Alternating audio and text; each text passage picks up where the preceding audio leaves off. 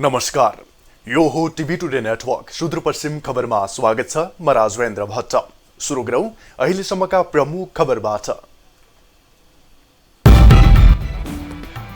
शुक बन्दरगाहको प्राविधिक अध्ययन अन्तिम चरणमा, निर्माण कार्य छिट्टै सुरु हुने उद्योग मन्त्री भट्टको दावी। क्रस बोर्डर इकोनोमिक करिडोरको रूपमा विकास गरिने। सुदूरपश्चिममा जबरजस्तीकरणीका घटना वर्षेनी बढ्दै, पछिल्लो 3 वर्षमा 947 वटा घटना दर्ता। घटनाक्रम सबैभन्दा बढी कैलालीमा।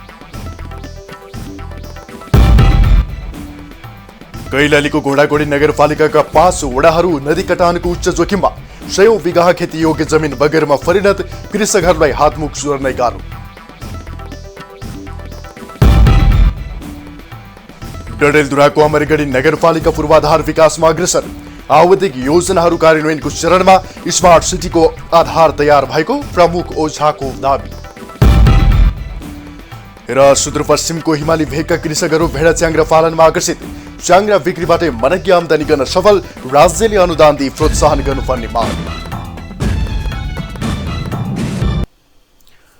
अब सुदूरपश्चिम खबर विस्तारमा। कञ्चनपुरको महाकाली नगरपालिका 1 मा निर्माण हुने सुक्खा बन्दरगाहको प्राविधिक अध्ययन अन्तिम चरणमा पुगेको छ।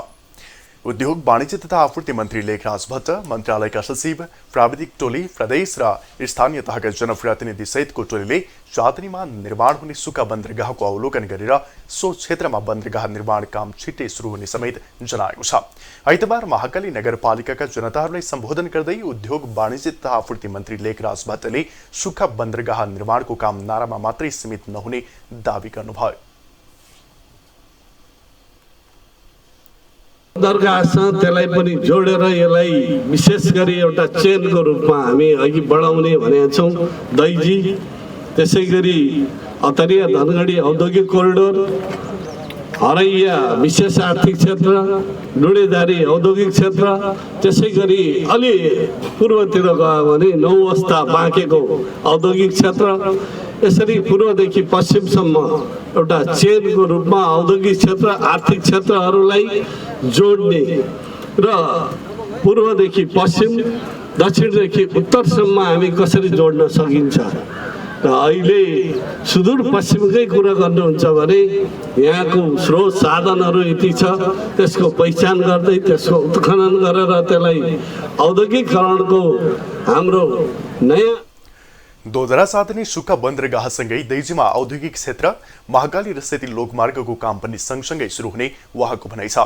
यस्तै सांसद डाक्टर दीपक प्रकाश भट्टले चुनावका बेला गरेका बाचा पूरा गर्ने क्रममा आफू बन्दरगाहका साथै विभिन्न विकास निर्माणका कामहरू गर्नको लागि पहल गरिरहेको र रोजगारीका अवसरहरू पनि सृजना हुनेमा दुई मन नरहेको बताउनुभयो।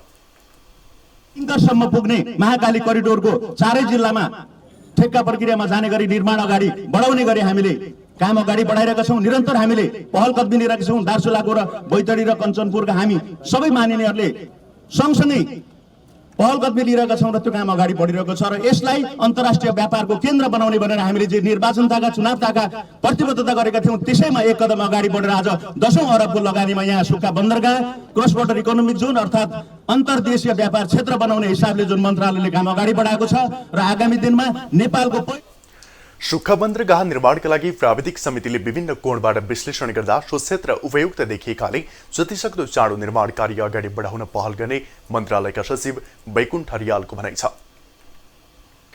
बन्दरगाह निर्माणसँगै सो क्षेत्रलाई क्रस बोर्डर इकोनोमिक करिडोरका रूपमा विकास गर्न सके आर्थिक समृद्धिमा समेत टेवा पुग्ने सो क्षेत्रका सरोकारवालाहरूको भनाइ छ। सुदूरपश्चिममा सार्वजनिक यातायातमा स्वास्थ्य सुरक्षाका मापदण्ड पालना गर्न व्यवस्था गरिन थालेपछि कोरोना संक्रमणको जोखिम थप बढेको छ। चाडपर्वको बेला समेत अघिल्ला वर्षहरूमा जस्तो सार्वजनिक यातायातमा भिडभाड नभए पनि स्वास्थ्य सुरक्षाका मापदण्ड पालना नगरिँदा जोखिम कायमै रहेको हो। लामो दूरीका सवारी साधनमा यात्रुहरूको चाप नबढे पनि स्वास्थ्य सुरक्षाका मापदण्डहरू पालना नगरिँदा जोखिम बढेको छ। सीमित यात्रुहरूमा समेत लापरवाही बढेपछि एक व्यक्तिबाट अर्कोमा संक्रमण फैलन सक्ने जोखिम अर्को छ। सुदूरपश्चिममा बलात्कारका घटनाहरू बढ्दै गएका छन्। प्रहरीको तथ्याङ्क अनुसार औसतमा हरेक 2 दिनमा एउटा करणीको घटना हुने गरेको छ। कैलालीमा मात्रै विगत 3 वर्षको अवधिमा जबरजस्ती करणीका घटना दोब्बरभन्दा बढीले वृद्धि भएका छन्। जिल्ला प्रहरी कार्यालयको तथ्याङ्क अनुसार आर्थिक वर्ष 2074-75 मा जबरजस्ती करणीका 41 वटा घटना प्रहरीकोमा दर्ता भएका थिए भने चालु आर्थिक वर्षको 2 महिनामै बलात्कारका 27 वटा घटनाहरू प्रहरीमा दर्ता भएका छन्। सो अवधिमा जबरजस्ती करणीका प्रयासमा 25 वटा मुद्दा दर्ता भएकोमा चालु आर्थिक वर्षको 3 महिनामै 10 वटा मुद्दा दर्ता भएको जिल्ला प्रहरी कार्यालय कैलालीको तथ्याङ्क छ।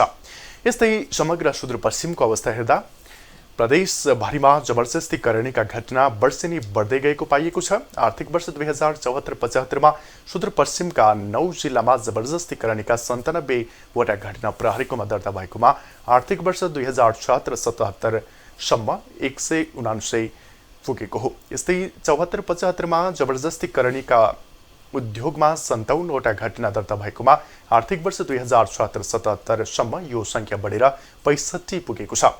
गत 3 आर्थिक वर्षमा सुदूरपश्चिममा महिला र बालबालिका पीडित भएका बलात्कार, बलात्कारको प्रयास, बालविवाह, बहुविवाह, वैश्विकन तथा ओसार बसारका 947 वटा घटना दर्ता भएको प्रहरीले जनाएको छ। कैलालीको घोडागुडी नगरपालिकाका 5 वटा वडाहरूमा वर्षेनी नदी कटानले गर्दा 100 बिघा खेतीयोग्य जमिन बगरमा परिणत हुने गरेको छ। विभिन्न समस्याका बीच रोपिएको बाली पाक्ने बेला बाढीले हराभरा खेत नै बगर बनाइदिँदा किसानहरूलाई भने हातमुख जोड्नै समस्या हुने गरेको छ। एक रिपोर्ट। धान रोप्ने समय मल नपाएका कैलालीका कृषकहरू पाकेको बाली नै बाढीले बगाएपछि हातमुख जोड्न धौधौ हुने भन्दै चिन्तामा परेका छन्। जिल्लाको घोडाघोडी नगरपालिकाका करिब 5 वटा वडाहरूमा वर्षेनी कान्द्रा नदी र डोडा नदीले कटान गर्दा कैयौं किसानका खेतहरू अहिले बगरमा परिणत भएका छन्। नदी नियन्त्रणका लागि कुनै पनि निकायले ध्यान नदिएको कृषकहरूको दुखेसो छ। 1.5 बीघा जतना रहे, बाढ़ी आके 1 बीघा जतना में उड़वा दिलस। नहीं अब 10 कट्ठा नहीं 12 कट्ठा बावे यहाँ रहल लड़े किनार में। 100 साल बाढ़ी आके भादों महीना में लमसम 3 बीघा के प्लाट एक जनन के उनके फेरि जमात नहीं बचाइल बावे जगह। बालीले बगरमा परिणत गरिदिएका खेतहरूमा कोहीले बगर खेती गरेका छन् भने केही खेतहरू अझै बन्जर बनेका छन्। किसानहरूको समस्याबारे बारम्बार प्रदेश सरकारको ध्यानाकर्षण गरेपछि नदी नियन्त्रण तथा तटबन्धका लागि गत वर्ष 6 करोड बजेट विनियोजन गरेको बताउँदै प्रदेशसभा सदस्य अमर साउदले आगामी दिनहरूमा पनि आवश्यक पहल गर्ने बताउनुभयो। करिब 6 करोड रुपियाँ प्रदेश सरकारले कान्द्रा नदी र अन्य नदीमा पनि 1.5 करोड रुपियाँ अन्य नदीहरूमा पनि बजेट विनियोजन गरेको छ।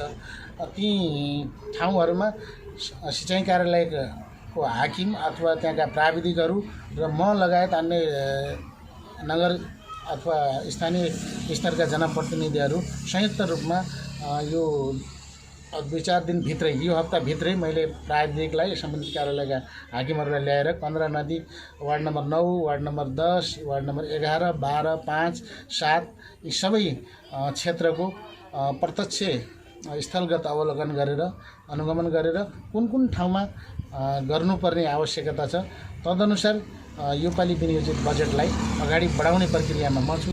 मल अभाव, कोरोना महामारी लगायत विभिन्न समस्याहरूको सामना गर्दै रोपेको बालीले बगाएपछि कृषकहरू दोहोरो मारमा परेका छन्। यो समस्या वर्षेनी हुँदै आइरहेकाले नदी नियन्त्रण तथा तटबन्ध निर्माण लगायत अन्य राहतका लागि स्थानीय, प्रदेश तथा केन्द्र सरकारको ध्यान जानु आवश्यक छ। कैलालीबाट जनार्जन उपाध्यायको रिपोर्ट। सुदूरपश्चिम खबरमा पालो छोटो विश्रामको।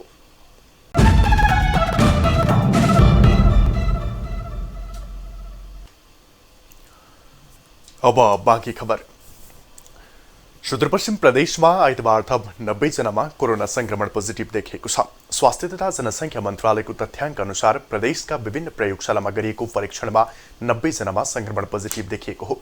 प्रदेशको कोभिड प्रयोगशाला डडेलधुरामा 2 जना, डोटी अस्पताल प्रयोगशालामा 36 जना र सेती प्रादेशिक अस्पताल तथा पशुपक्षी रोग अन्वेषण प्रयोगशालामा 52 जना गरी 90 जनामा संक्रमण पोजिटिभ देखिएको हो।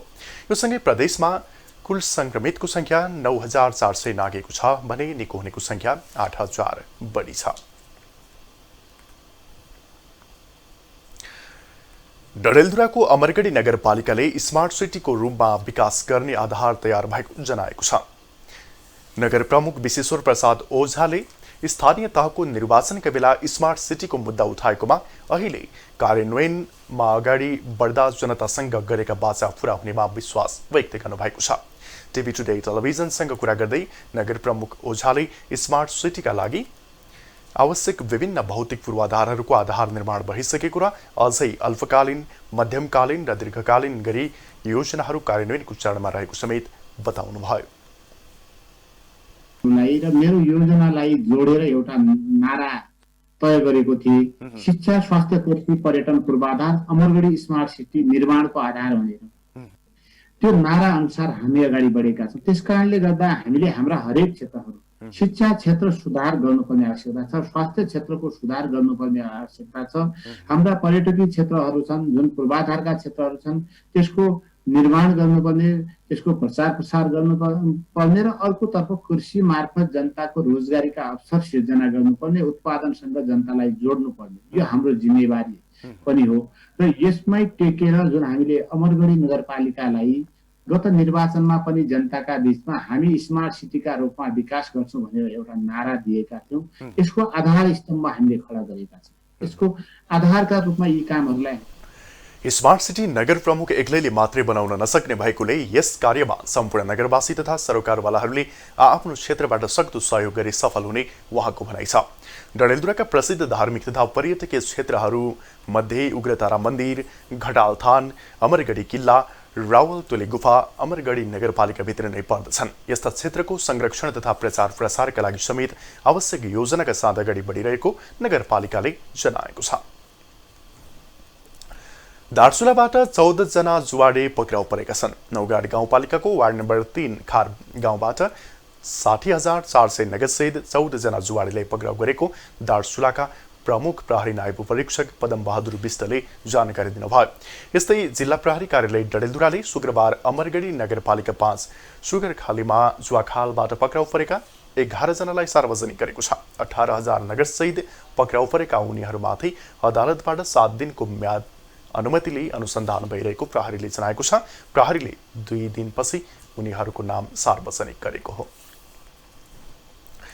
कैलालीको गोदावरी नगरपालिकामा निर्माणाधीन बृहत खानेपानी योजनाले गति लिएसँगै नगरमा शुद्ध खानेपानीको पहुँच पुग्ने देखिएको छ।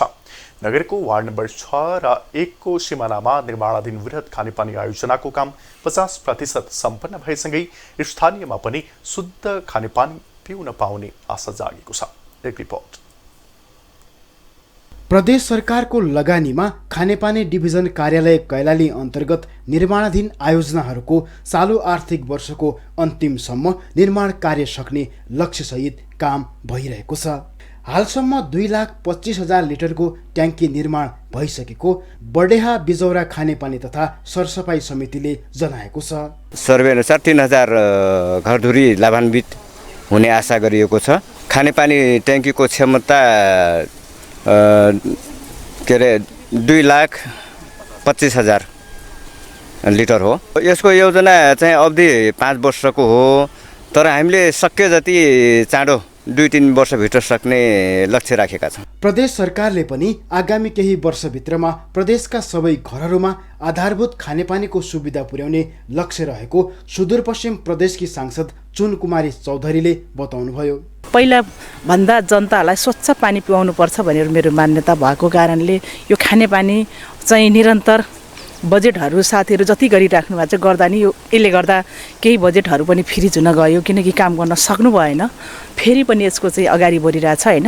केही दिन टेन्डर गरेर जेठभित्र हामी चाहिँ यसको सके जेठभित्र खानेपानीको उद्घाटन गरिसक्ने भनेर मैले चाहिँ यस्तो उपभोक्ता समिति र अब त्यहाँ खानेपानी डिभिजनसँग मेरो कनेक्सन भइरहेछ, किनकि जनतालाई फास्ट खुवाउनु पर्यो। जनप्रतिनिधिहरू आए पश्चात खानेपानी मात्र नभई सम्पूर्ण विकास निर्माणका कामहरू सन्तोषजनक भएकाले खानेपानी निर्माणपछि आर्सेनिक युक्त खानेपानी पिउनु पर्ने बाध्यताको अन्त्य हुने भएकाले आफूहरू पनि निकै खुसी भएको स्थानीयहरूको भनाइ छ। नलकाको पानी पहेँलो भएर आउने के अरे 4-5 घन्टा राख्दा त्यो पहेँलो पानी खानुपर्ने, अनि यस्तो अप्ठ्यारो बेलामा अब जे होस् हाम्रो सांसद ज्यूले अब यो खानेपानीको पहल गरिदिनु भयो। उहाँको पहलमा यसरी पानी आयो, अब हामी धेरै खुसी छौँ। खास हामीले राम्रो शुद्ध पानी पनि पाएको थिएनौँ। ठिक छ, यो पानी आयो भने हामीलाई धेरै खुसी पनि लागेको छ होइन। अब हामी स्वच्छ र सफा पानी पाउँछौँ भन्ने मलाई आशा लागेको पनि छ। प्रदेश सरकारको करिब 12 करोड 29 लाखको लागतमा निर्माण भइरहेको खानेपानी आयोजनाबाट गोदावरी नगरपालिकाको वडा नम्बर 1 को बिजौरा र चैतन्यपुर र वडा नम्बर 6 को भुयारा, रामजानकी टोल र बडेहाका करिब 3000 घरधुरीले लाभ लिनेछन्। कैलालीबाट अनिल पन्तको रिपोर्ट। अब जनआवाज।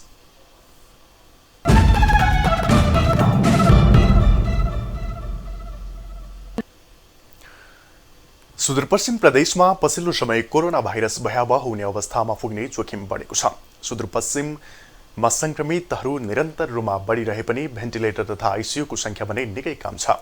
समुदाय स्तरमै संक्रमण फैलनुको कारण र नियन्त्रणका लागि प्रदेश सरकारले गरिरहेको काम कतिको सन्तोषजनक छ भनेर हामीले केही कैलालीका स्थानीयलाई सोधेका छौं।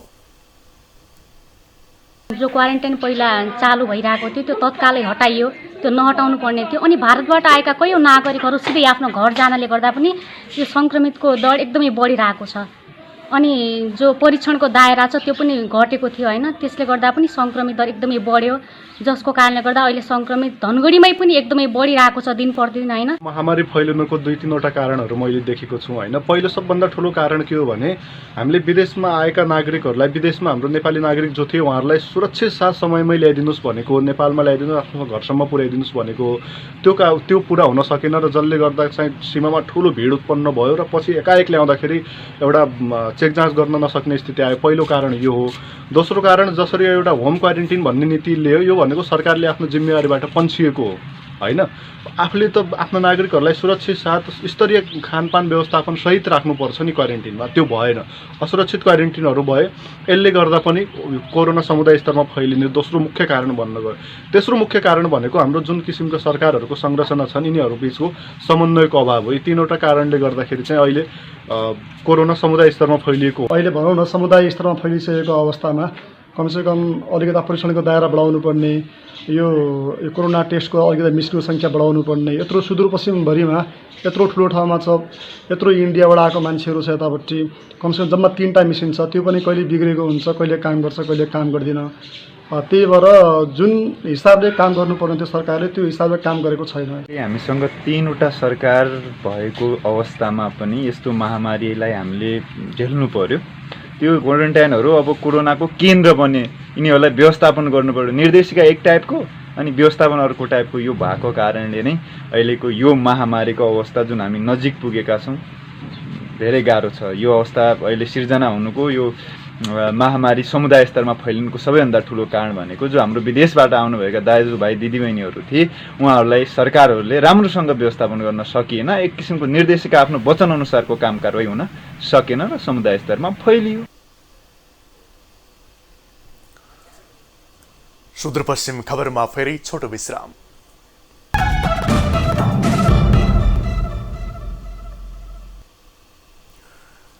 अब आर्थिक खबर।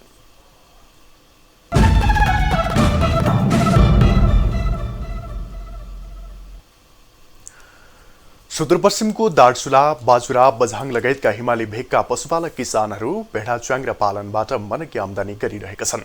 हिमाली भेगका युवाहरूमा अहिले भेडाच्वाङ्ग्रा पालन आकर्षण नै बन्न थालेको छ।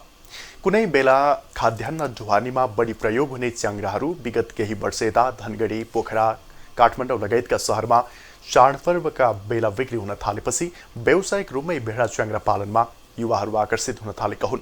भेडाच्वाङ्ग्रा बिक्रीबाट व्यावसायिक कृषकहरू मनकी आमदानी गर्न समेत सफल भएका छन्।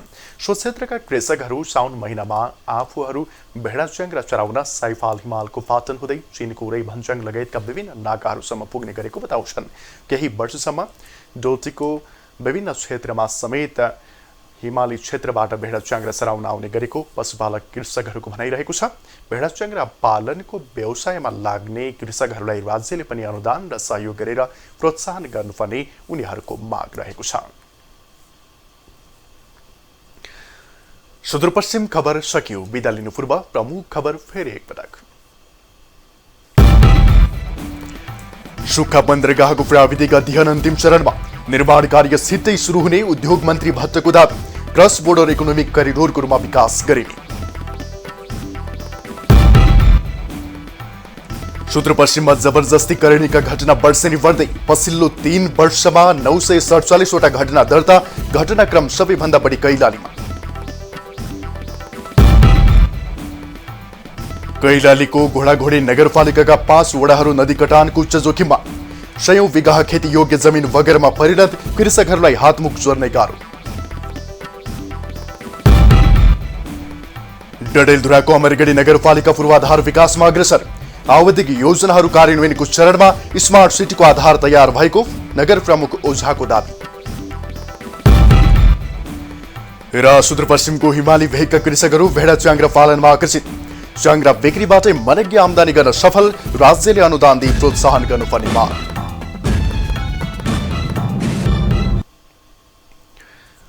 हामीलाई TV today Nepal apps download गरी विश्वभर प्रत्यक्ष हेर्न सक्नुहुनेछ। साथै www.tvtoday.news.com मा गई हेर्न र पढ्न सक्नुहुनेछ भने फेसबुक, युट्युब र ट्विटरमा समेत फलो गर्न सक्नुहुनेछ। विकास निर्माण र जनसरोकारका विषयमा हाम्रो आवाज जारी छ। अहिलेलाई सम्पूर्ण सुदूरपश्चिम खबर युनिटका साथ म राजवेन्द्र भट्ट पनि बिदा चाहन्छु। टिभी टुडे एचडी हेर्दै गर्नुहोला। नमस्कार।